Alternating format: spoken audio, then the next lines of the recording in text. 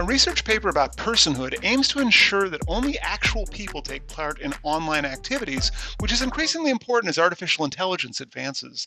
The system requires individuals to verify their identity at trusted locations, confirming their status as real humans, as AI systems would be unable to go to physical locations. And the credentials use zero knowledge proofs, a cryptographic method that allows users to prove they have a valid personhood credential without sharing personal details. This verification protects individual privacy while confirming identity.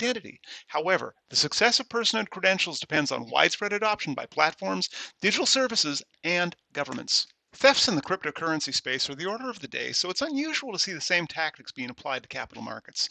The SEC found that Equinity Trust Company did not have sufficient controls in place to prevent two separate incidents.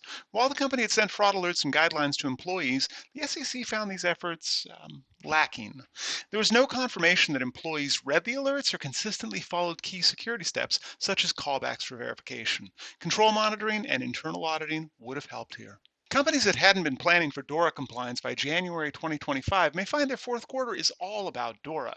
Financial institutions must develop a clear information and communications technology risk management framework, ensure prompt incident reporting, and manage third-party risks. One challenge will be ensuring IT service providers also comply with DORA. The other big challenge is that under DORA, companies must report incidents within a strict 24-hour window. And the penalties for non-compliance are severe, with fines of up to 2% of worldwide annual turnover. Forrester's latest report suggests that next year's security budget should focus on resilience and adaptability, focus on human risk management to reduce errors and theft, while upskilling teams with practical training, replace outdated tech like old MFA and legacy MSSPs with modern solutions. Surprisingly, they suggest swapping SIM systems for security data lakes to cut costs and improve analysis. A federal court rulings clarified that IP addresses aren't considered identifiable health information under HIPAA. This comes after HHS dropped its appeal against the American Hospital Association. The ruling lets hospitals use tracking tools on public websites as long as no specific health data is involved.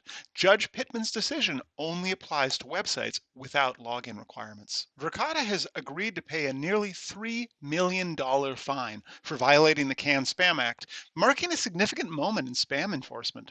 Beyond the penalty, they're now required to implement a full security program, undergo third-party audits, and file annual compliance reports. Despite internal warnings, data vulnerabilities went unaddressed and false HIPAA claims were made without proper controls in place. The FFIEC is retiring the cybersecurity assessment tool on August 31st, 2025.